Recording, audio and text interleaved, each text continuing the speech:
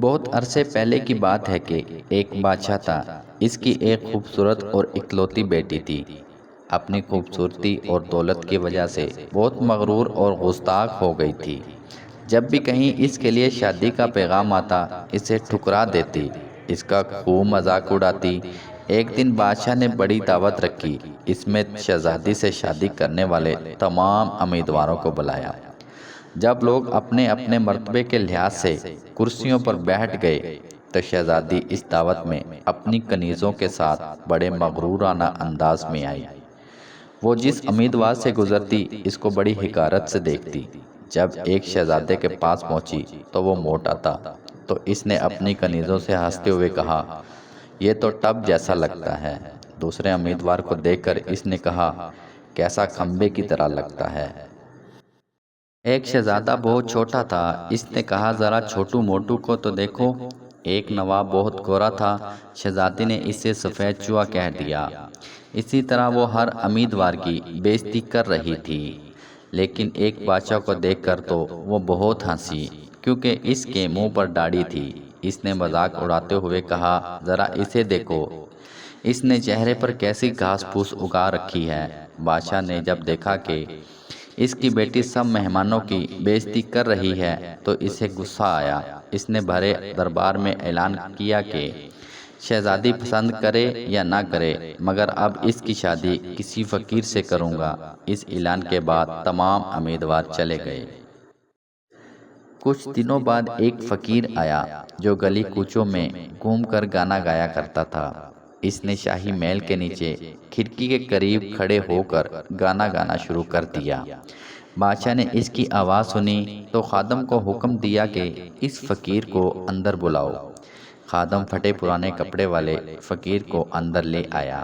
اس فقیر نے بادشاہ اور شہزادی کے سامنے بہت اچھا گانا گایا۔ بادشاہ سے انعام مانگا۔ بادشاہ نے کہا، تم نے بہت اچھا گانا گایا ہے، میں تمہیں بہت اچھا انعام دوں گا۔ میں اپنی بیٹی کی شادی تم سے کروں گا۔ جب شہزادی نے سنا تو وہ بدحواس ہو گئی اور بہت روئی پیٹی، مگر بادشاہ نے اس کی ایک نہ سنی۔ بادشاہ نے اسے ڈانٹتے ہوئے کہا، میں نے مہمانوں کے سامنے قسم کھائی تھی کہ تمہاری شادی کسی فقیر سے کروں گا، اب وہ قسم پوری کر رہا ہوں۔ اور یہ کہہ کر بادشاہ نے قاضی کو بلایا اور مغرور شہزادی کی شادی فقیر کے ساتھ کروا دی۔ پھر حکم دیا کہ تم اپنے شوہر کے ساتھ جانے کی تیاری کرو۔ شہزادی روتی پیٹتی فقیر کے ساتھ چل دی۔ راستے میں وہ ایک شکارگاہ سے گزرے۔ اتنی بڑی شکارگاہ کو دیکھ کر وہ حیران رہ گئی۔ اس نے فقیر سے پوچھا، یہ شکارگاہ کس کی ہے؟ میں نے سنا ہے کہ تم نے ایک داڑھی والے بادشاہ کا مذاق اڑایا تھا۔ یہ شکارگاہ اسی کی ہے۔ اگر تم اس سے شادی کر لیتی تو یہ تمہاری ملکیت ہوتی۔ فقیر نے جواب دیا، آہ، یہ میں نے کیا کیا؟ اس نے ٹھنڈی سانس لے کر کہا۔ اس کے بعد وہ ایک باغ میں پہنچے۔ اس کو دیکھ کر شہزادے نے پوچھا، یہ کس کے ہیں؟ یہ باغ بھی اسی داڑھی والے کے ہیں، فقیر نے آہستہ سے کہا۔ شہزادی نے افسوس بھرے لہجے میں کہا، میں بھی کتنی بد نصیب ہوں۔ اس کے بعد وہ ایک عظیم الشان شہر میں داخل ہوئے۔ اتنا بڑا خوبصورت شہر دیکھ کر شہزادی حیران رہ گئی۔ اس نے پوچھا، یہ کس کا شہر ہے؟ فقیر نے بتایا، یہ شہر داڑھی والے بادشاہ کا سایہ تخت ہے۔ اگر تم اس سے شادی کر لیتی تو یہ سب کچھ تمہارا ہوتا۔ اوہ، میں نے بہت بڑی غلطی کی، کاش میں اس سے شادی کر لیتی، اس نے پچھتاتے ہوئے کہا۔ فقیر شوہر نے ناراض ہوتے ہوئے کہا، مجھے اس سے کوئی مطلب نہیں، مگر تم میرے ہوتے ہوئے دوسرے مرد کی بات کیوں کر رہی ہو؟ کیا مجھ میں کوئی کمی ہے؟ اس طرح کی باتیں کرتے ہوئے وہ ایک چھوٹی سی جھوپڑی کے قریب پہنچے۔ کیسی بدنما اور چھوٹی سی جھوپڑی ہے، یہ کس کی ہے؟ شہزادی نے پوچھا۔ یہ میرا گھر ہے اور ہم نے یہیں زندگی گزارنی ہے۔ تمہارے نوکر کہاں ہیں؟ ہمیں نوکروں سے کیا کام؟ تم ہر کام کر سکتی ہو۔ اب آگ جلاؤ اور میرے لیے کھانا پکاؤ، میں بہت تھک گیا ہوں، فقیر نے کہا۔ چونکہ شہزادی کو کھانا پکانا نہ آتا تھا، اس لیے فقیر نے اس کی مدد کی اور کچھ دیر بعد انہوں نے الٹا سیدھا کھانا پکا کر کھا لیا اور سو گئے۔ دوسری صبح فقیر نے اسے جگایا، گھر صاف کرنے، دوسرے کام کرنے کو کہا۔ شہزادی تمام دن کام کرتی رہی، اوپر سے جلی کٹی باتیں بھی سنتی، مگر صبر کے سوا کچھ چارہ نہ تھا۔ اس طرح انہوں نے کچھ دن گزارے، پھر ایسا وقت آیا کہ ان کے پاس کھانے کو کچھ نہ رہا۔ ایک دن فقیر نے کہا، میں نے جو کچھ کمایا تھا خرچ ہو گیا، اب تمہاری کمانے کی باری ہے۔ میں تمہیں کچھ بیچ لا کر دیتا ہوں، اس سے تم ٹوکریاں بن لینا۔ یہ کہہ کر وہ جنگل گیا، بیت کاٹ کر لے آیا۔ شہزادی نے ٹوکریاں بننا شروع کر دی۔ اس نے پہلے کبھی کوئی ایسا محنت کش کام نہ کیا تھا، اس لیے اس کی انگلیاں زخمی ہو گئی اور ان سے خون بہنا شروع ہو گیا۔ یہ دیکھ کر شوہر نے کہا، میرا خیال ہے کہ تم یہ کام نہیں کر سکتی، میں تمہیں کچھ سوت لا کر دیتا ہوں، تم اس سے کپڑا بن لینا۔ مگر وہ یہ کام بھی نہ کر سکی۔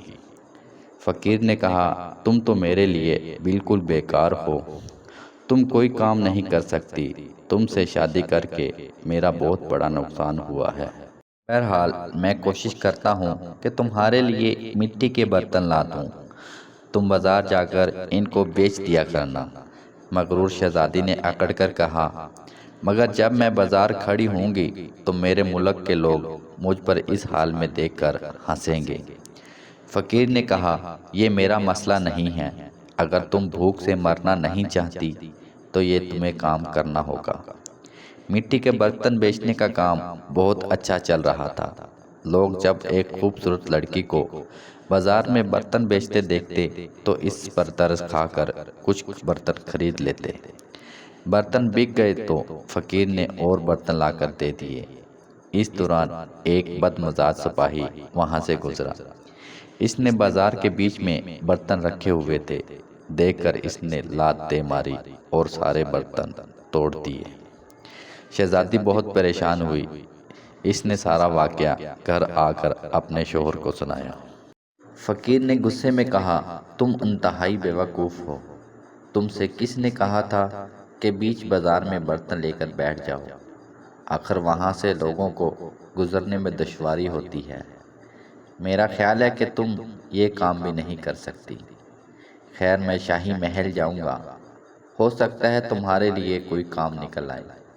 یہ کہہ کر وہ شاہی محل روانہ ہو گیا۔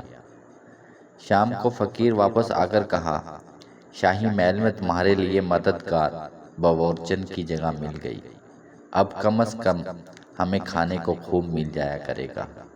اور اس طرح مغرور شہزادی ایک مددگار باورچن بن گئی۔ وہ ہر روز صبح سے شام تک باورچی خانے کا سارا کام کرتی اور شام کو لوگوں کے آگے کا بچا ہوا کھانا لے کر گھر آ جاتی۔ اس طرح دونوں میاں بیوی گزارا ہو جاتا تھا۔ محل میں آئے ہوئے اسے کچھ ہی دن گزرے تھے کہ اس نے سنا کہ محل میں کوئی شادی کی تقریب ہونے والی ہے۔ مقررہ دن جب مہمان آنا شروع ہوئے تو باورچی خانے کی کھڑکی سے انہیں دیکھ رہی تھی۔ نقیب اور چودھری خوبصورت کپڑوں میں مہمانوں کا انتظار کر رہے تھے۔ ہر طرف بڑی شان و شوکت دھوم دھام نظر آ رہی تھی، لیکن شہزادی اپنی قسمت پر آنسو بہا رہی تھی اور اپنے غرور، تکبر اور بیوقوفی پر پچھتا رہی تھی۔ اسی دوران کچھ خادمیں آئیں اور انہوں نے ان کو مزیدار کھانے دیے، جو اس نے ٹوکری میں رکھ کر اپنے گھر کی طرف چل پڑی۔ ابھی وہ محل کے دروازے سے گزر رہی تھی کہ اچانک ہی بہت خوبصورت لباس والے ایک شخص نے اس کا راستہ روک لیا۔ شہزادی نے نگاہ اٹھا کر دیکھا تو یہ وہی داڑھی والا بادشاہ تھا جس نے اس کا مذاق اڑایا تھا۔ وہ خوف اور شرم سے کانپنے لگی۔ بادشاہ اسے لے کر حال میں پہنچا۔ اتنے سارے لوگوں کو دیکھ کر اسے اپنے آپ پر قابو نہ رہا اور گھبراہٹ میں ٹوکری اس کے ہاتھ سے گر گئی اور اس میں کھانا نکل کر چاروں طرف بکھر گیا۔ تمام درباری ہنسنے لگے۔ شہزادی کا یہ حال تھا کہ کسی طرح زمین پھٹ جائے اور میں اس میں سما جاؤں۔ اس نے ہاتھ جھٹکے سے چھڑا لیا اور بھاگنا چاہتی تھی کہ بادشاہ نے لپک کر اسے دوبارہ پکڑ لیا اور نرمی سے بولا، ڈرو مت، کیا تم مجھے نہیں پہچانتی؟ میں وہی آوارہ فقیر ہوں جو تمہارے ساتھ جھوپڑی میں رہتا ہوں۔ میں وہی سپاہی ہوں جس نے تمہارے برتن توڑے تھے۔ یہ سب کچھ میں نے اس لیے کیا تھا کہ میں تمہیں پسند کرتا ہوں اور تم سے شادی کرنا چاہتا ہوں۔ اب تمہارے غرور کا علاج ہو چکا ہے اور تمہیں اچھا سبق مل گیا۔ پچھلی باتوں کو بھول جاؤ، دیکھو آج تمہاری شادی کی تقریب ہو رہی ہے۔ اور پھر اسی وقت کنیزیں آئیں اور اسے اپنے ساتھ لے گئی۔ شہزادی کو نہلا کر دلہن کا لباس پہنایا۔ جب شہزادی دوبارہ حال میں آئی تو دیکھا کہ اس کے والدین اور اس کے تمام درباری بھی وہاں موجود تھے۔ سب لوگوں نے اس کو مبارکباد دی۔ اب شہزادی بالکل بدل چکی تھی۔ اس کا غرور اور اکڑ، دوسروں سے نفرت ختم ہو چکی تھی۔ اس نے زندہ رہنے کا ڈھنگ سیکھ لیا تھا۔ امید ہے کہ آپ لوگوں کو یہ ویڈیو اچھی لگی ہوگی۔ نئے آنے والے سے گزارش ہے کہ وہ چینل کو سبسکرائب کر لیں تاکہ ہر آنے والی ویڈیو آپ تک سب سے پہلے پہنچے۔ ویڈیو دیکھنے کا شکریہ، اپنا خیال رکھیے، اللہ حافظ۔